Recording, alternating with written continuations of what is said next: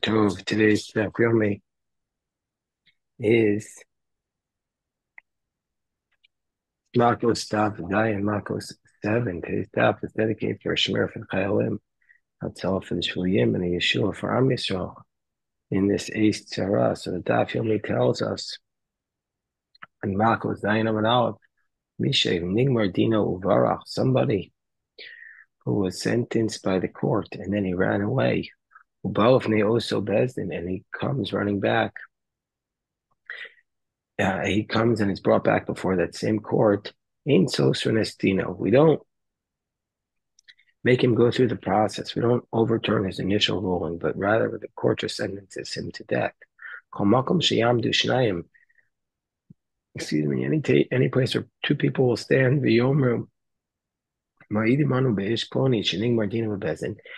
any place two people will come before court and say, we testify that this person was sentenced to death in the court, and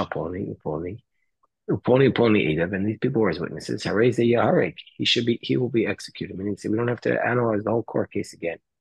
Sanhedrin, we're on Well, Zion where are Amud you? Aleph, Zion Amud Aleph, 7a. Sanhedrin, no Haggis, Sanhedrin, no Haggis, Ba'aretz, U'B'Chutzar. The Sanhedrin,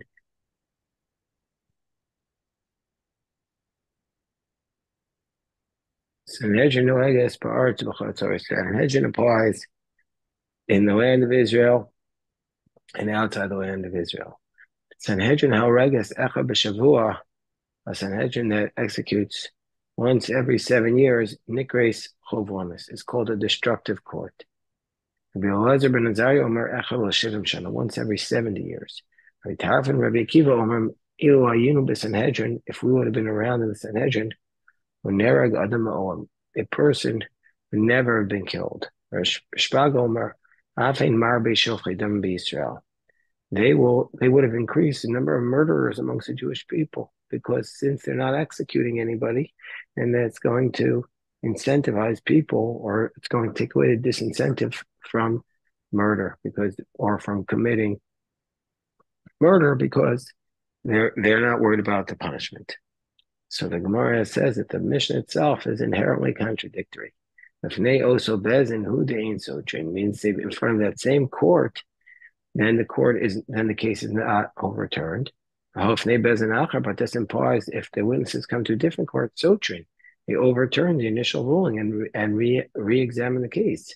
But doesn't the conclusion say kol makom sheyamdu shnayim v'yomer me'idin anu as ishpone shening mardinim bebezdin, that anytime two people come and they say we testify about this person, that his case was decided in the court, he's executed. So how do we dovetail the two contradictions? Rabbi says it's not a difficulty. One is in the land of Israel, one is in Chutz La'aretz. Meaning to say, Kam Be'eretz Yisrael, Kam B'chutz La'aretz. The Tanya, we went to the Bryce, Rabbi Yehuda to say, Omar Mishum Mishum Shetach, Baruch Me'eretz L'chutz La'aretz, that if a person runs from the land of outside of from Israel to outside of Israel in Sosunestina, we don't overturn the case and we execute him. But Mechutz La'aretz La'aretz, but if he runs from outside of Israel to Israel, Sosunestino needs Chusa Shel Eretz Israel. We overturn his case and we re-examine the case when he gets to the land of Israel on account of the merits of the land of Israel.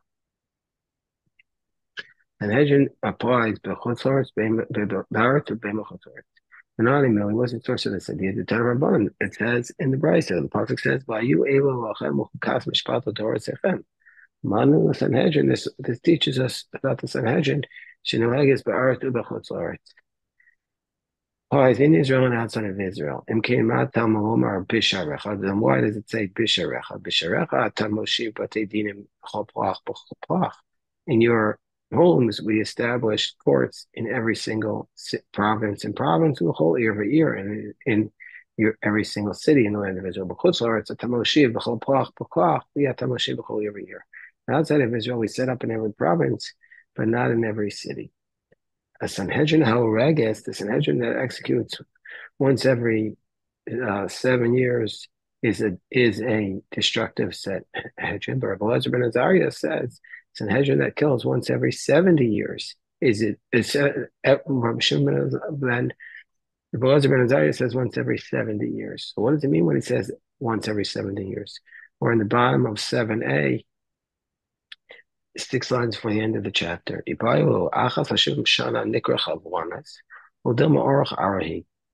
Gemara says, okay, if a court executes once every 70 years, is that called a destructive court? Or is that just called the normal manner of the court? So the Gemara says, we leave this question unresolved. Rabbi Taraf and Rabbi Kiva Omer and Rabbi Taraf and Rabbi Kiva say, if we would have been there, we never would have executed anyone at all.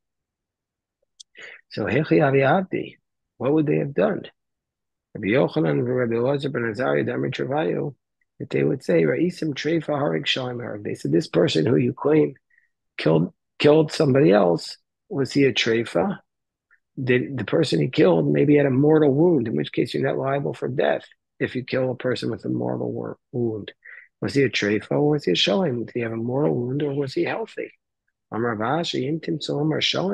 even if he says he was healthy, how do you know he was healthy?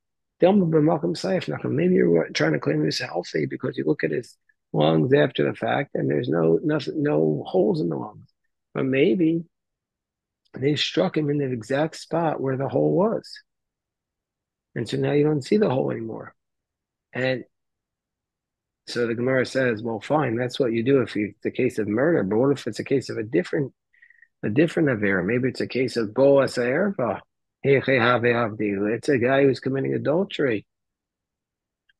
What would be their way to get the person out of capital punishment then? So by Rava Damar Travayu, by Rava said that they would say together, Ra'isim Kamik Chol Bishfoferes. They said that you see somebody, that you see, this is like the applicator into the tube, meaning to say that you see the actual act of sexuality. Then you see the actual act, or you just see circumstantial evidence. Rabbanan Tainu. So how would the Rabbanan ever be able to prove that? They follow the position of Shmuel. No, they don't. It doesn't need to be exact. It just looks close enough, like they're engaged in a very intimate position, which presumably is overwhelmingly likely to be the sexual act. But we turn to the Tosas first before we go on. Tosfos says, okay, but what would they say by idolatry and desecrate Shabbos? If they see that, they would surely have to kill somebody. So Tosfos gives two answers. The first answer is maybe they said that those sins weren't common back then. Or a second answer is, how did you know that the person who was desecrating the Shabbos was not a treifa? Because if he's a treifa, then if you have Edim Zomin, they wouldn't be liable for death because they could say, we killed a person who was a dead man. And so therefore it's Edus that cannot be made a Zomim on. And so therefore, this is Edus Shiatoyachol Hazim, and so therefore they wouldn't be put to death. And so therefore the defendant himself cannot be put to death because it's a disqualified testimony. Says the Gemara, and it says we start the next chapter. These are the people who are exiled. Hahorig nefesh bishgaga, somebody who executes a person accidentally. Hahorig nefesh bishgaga. So if somebody kills a person accidentally, he goes into exile. So this is, Rashi says, this is a tool they used to flatten out the tar on the roof, and when you pushed it down, you would push down the tool on the roof to smooth it out, and it kills him. So that's considered a type of manslaughter, a shogeg penalty, in which he goes into exile. So let's say he's lowering the barrel down, and it falls on him, and he kills him. Yored Basulam, if he's coming down the ladder, Vinafalav, and he falls on him, kills him with his body. Because all the common denominators here, these are all derech yerida. And in order to go into exile, it has to be that the act of killing happened in a downward manner. All these cases, the killer goes into exile, runs to the city of refuge. But if he's pulling up the roof, the tool for the roof, and then it fell, or and he killed him, or if he's hoisting the barrel up, and the cord breaks, when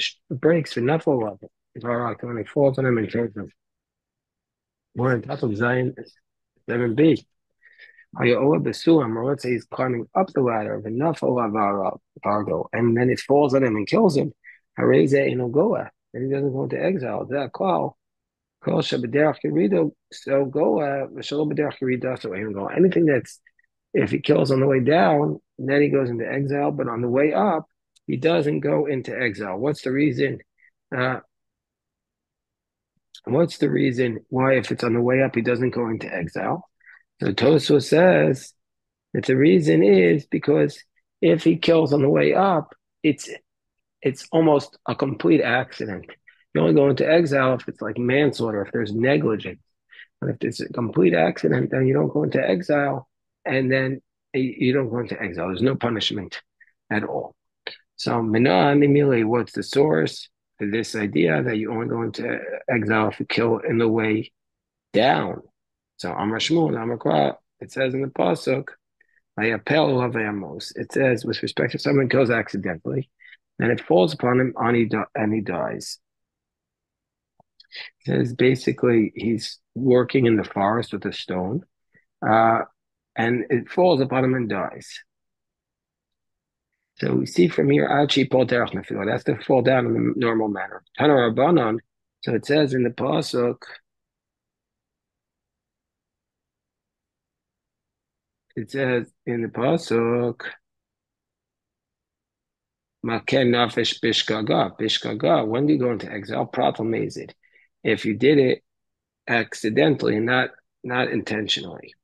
And then it says, Bivui Das, that if you killed without knowledge, Bivui Das, Pratam without intent. So the Gemara says, Mezid Pshita, it's obviously the case that if a person kills intentionally, he does not go into exile. Barakatolahu, he's a murderer. So Amarava, Ema, Prat, Omer Muter. No, it means to say, what does it mean when it says without intent? It means exclude the case with a person who thinks it's permitted to kill, meaning he killed his friend purposely, but he thought that it's not prohibited. We don't view him as a shogeg, as manslaughter, and he doesn't go into the city of refuge. So Rava says, Rabbi says to Rava, Omer Mutar, if he actually thinks it's permitted, Anosu, then he's like total accident. And so why would we call him mazid, intentional? So Rava says, Shani Omer Mutar, Karva mazid. So now we say, he says, I say someone who thinks it's permitted is almost like purposeful. So we have three overarching categories. Mazid is purposeful, gets death by a court. Shogeg is like manslaughter. He accident, he goes into exile. And ones is a total accident and he's let off the hook. So we've already said that if it falls, if you kill the person while your tool is on the way up, that is almost like ones and he does not go into exile. But if he says it's permitted and kills, that Rava says is like it's almost like it's intentional. He doesn't get executed by the court, but he also doesn't have the right to go into exile. Then when the word bivli das, prata miskavin, the Brisa says if he kills without knowledge, it comes to include a person who has intent. And where it says again, miskavin pshita, if he kills with intent, that's a murderer. Obviously, he doesn't go into exile. So Amar Rabba, prata miskavin haragas behema haragas adam. To exclude the case, a person throws his stone intending to kill a man, an animal, and he kills a man. But Kusi gets to kill a Kuti and he killed a Jew. Nefel to kill someone who's not viable and he kills a viable person. Then he doesn't go into exile, even though he kills accidentally, because it's almost like intentional, because he should have been more careful. So he doesn't have the right to go into exile. Tana Rabbanan, it says in the Pasuk, if you kill him, bepeta, surprise, without hatred, um, without intent, in bepeta, enough, in bepeta, it comes to exclude prat occurrence, obviously. It comes to exclude a case where you kill the person right when he's walking around the corner. Below Ava, without any intent.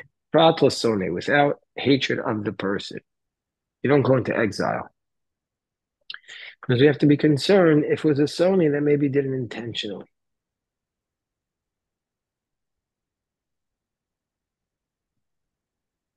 Or if he threw upon something to him. It says in the Pasuk,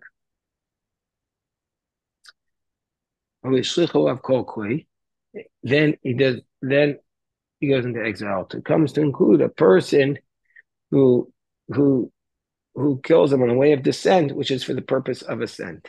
Meaning to say that even though we said earlier that he only goes into exile if he did it in the way of going down, nevertheless, we obligate him in any way it goes down, even if it was going down in order to go up. Below without he didn't intend to throw it to the other side. So this comes to include problems.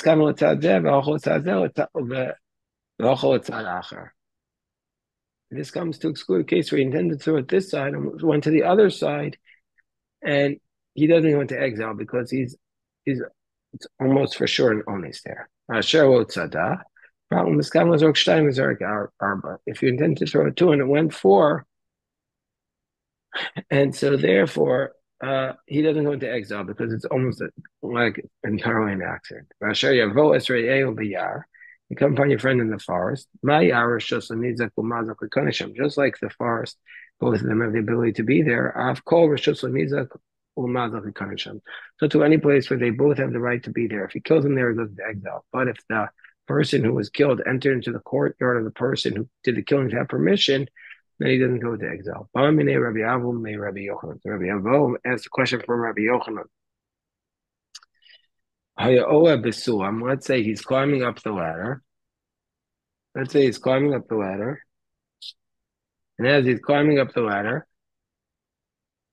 one of the steps of the ladder slipped away.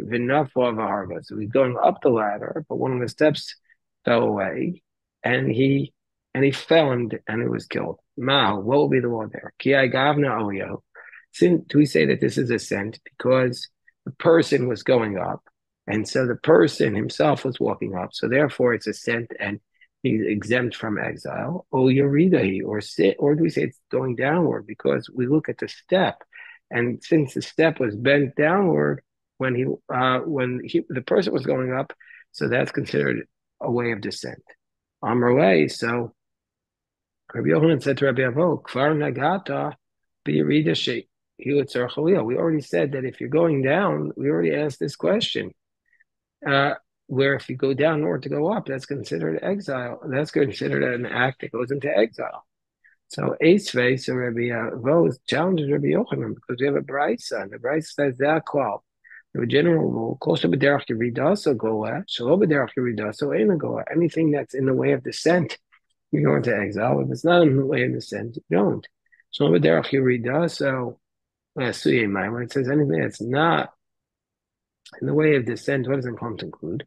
It doesn't include where you're walking up the ladder and the step fall gives away. And such a person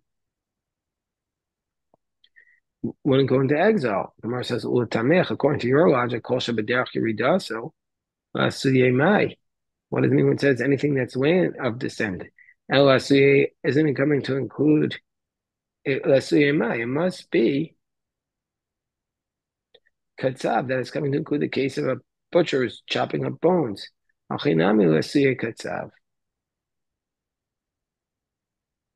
it's coming to include the case of a butcher. And this is the brisa that we're going to talk about now. Let's say you're a butcher, and when you're the butcher, you move your hand in all sorts of ways to cut the bones up. So So katsav shayim katsav. You have a butcher who's cutting up the bones, and then you killed somebody by the flying bone or from the cleaver. So one brisa says lefanav if it's in front of him he's chayav, he has to go into exile. But behind him pater is exempt. Tanya idach acharav chayav lefanav pater. Another brisa says behind him he's liable, in front of him he's exempt. But Tanya idach ben lefanav ben acharav chayav, both in front of him or behind him he's liable. Tanya idach ben lefanav ben acharav pater. And a fourth brisa says both in front of him and behind him he's exempt. Well, kasha, it's not a difficulty. Can be a rida shel fanav, aliyah shel acharav. One is he's bringing the cleaver down in front of him, and then up behind him, meaning to seal. He lowered his hands in front, and so that he could raise them behind him. And the law is that if he killed when he lowered his hands, he's liable for exile because it was derech yerida. But if he killed when he was going bring them up, he's going to be exempt. But if he brings him up in front of him, brings him down in front of him, behind him, so therefore the law is that if he killed when he was lowering his hand behind him, he's liable. And can be Yerida shel fanav v'shel achar, but if it was always on his way down, then he's going to be liable for exile. Can be shel fanav shel acharav, if it was on his way up, he's going to be exempt. And so now we see the general rule of the Mishnah. Now when it says kol shebederach yerida, so he goes into exile, that's where he lowers his hand behind him or in front of him. So even though his attempt was eventually to raise them, nevertheless, it's called a yerida for the purpose of aliyah, and he's liable. When it says shalom b'derech yerida, so he does not go into exile, that's where he lifts up his hands with force, either in front of him or behind him, then he doesn't go into exile. Should we say that this is a dispute amongst the Tanaim? Let's say he's climbing up the ladder and it slips, the rung slips from him. Tane chada idach pater, Tane chada chayev, the Tanya idach pater. One brisa says he's liable, the other brisa says he's exempt. Ma'alav bakum lefuli, the Marasavar Yerida, Marasavar Aliyah. One says this is a descent, and one says ascent. No, the Koyama Aliyah. This is, everybody says it's considered ascent. Well, kasha kan l'nizalkin, kan l'gala. So with respect to nizalkin, to damages, we don't care. So you're going to be liable because it's every person is always responsible for his action. Respect to goas, that's going to be considered like you're going up and you're not liable. Everybody say mahava and goas, or you can say both of them respect to going into exile. Well, kasha, hard isliya, hard isliya. One is in a case where the case where the wood was warped, and so therefore when you stepped on it, it went down, and so therefore it's derech yerida, and you go into exile. But one is where it's not warped, and so therefore when you stepped on it, it didn't bend down, and so therefore it's no derech yerida. By saying or both cases they're not warped, well kasha, the it depends whether the rung was tied and tight. If it was tight and tight, and it wouldn't have any give to it, and so therefore it's derech aliyah. But and you wouldn't go into exile. If it's not tight, it's derech rida, and you go into exile. Today's daf will say that I was using Rabbi Weiss's Haggadah over Pesach, and Rabbi Weiss quotes the story that the Rebbe sees a person on the ladder, two people on different ladders, and he says to his Hasidim, which one of these people is higher? And he said, of course, the one who's on the higher rung. He says, no, it depends which direction you're going. That's a story about ladders. Okay, a big shkoyach to everybody in Gadlon. We'll do it again tomorrow at 6:30. Good morning. Shkoyach.